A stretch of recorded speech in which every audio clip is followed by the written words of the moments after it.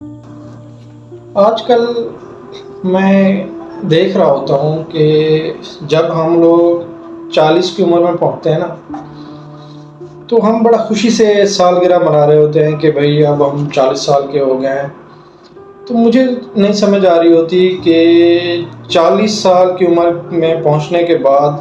بندہ کیسے اتنا خوش ہو سکتا ہے کہ بچوں کی طرح سالگرہ منا رہا ہے یا ہلا گلا کر رہا ہے۔ تو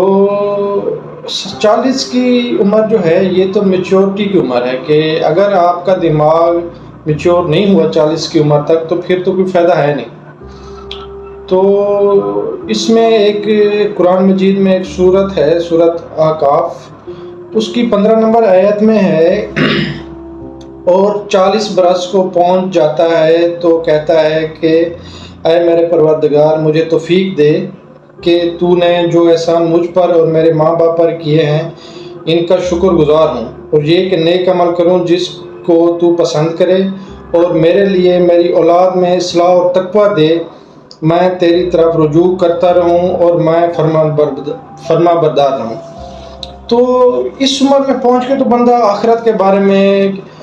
سوچتا ہے اور اس لیول تک آ جاتا ہے کہ وہ اپنی اولاد کے لیے بھی دعا کر رہا ہوتا ہے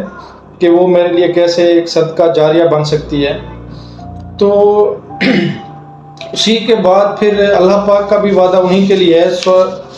اسی صورت میں 16 نمبر آیات ہے کہ یہی لوگ ہیں جن کو اعمال نیک ہیں ہم قبول کریں گے اور ان کے گناہوں سے درگزر فرمائیں گے، اور یہی اہل جنت ہوں گے، یہ سچا وعدہ ہے ان سے کہا جاتا ہے جو۔ تو دیکھیں نا کہ 40 کی عمر میں پہنچنے کے بعد پھر ہم لوگ ایسی چیزیں ہمیں تو ذہن نہیں دیتے، تب تو ایک میچورٹی کی عمر ہے، آپ میں ایک دور اندیشی پھر پیدا ہو جاتی ہے، پھر آپ دیکھ سکتے ہیں کہ آگے والی زندگی جو ہے ہماری وہ ہم نے کس طرح کامیاب لینی ہے۔ تو اس چیز کے بارے میں سوچنا چاہیے کہ سالگرہ منانا، اور نبی پاک صلی اللہ علیہ وسلم کا بھی ایک قول ہے کہ وہ حدیث ہے، اللہ پاک کمی بیشی معاف فرمائے، کہ جو میری امت کی عمر ہے نا وہ 60 سے 70 سال ہے۔ تو آگے جو ہے 40 سال کے بعد تو اثر تو ہو جاتی ہے ہماری عمر کی، اس کے بعد یہ چیزیں انسان کو میرے حساب سے تو زیب نہیں دیتی۔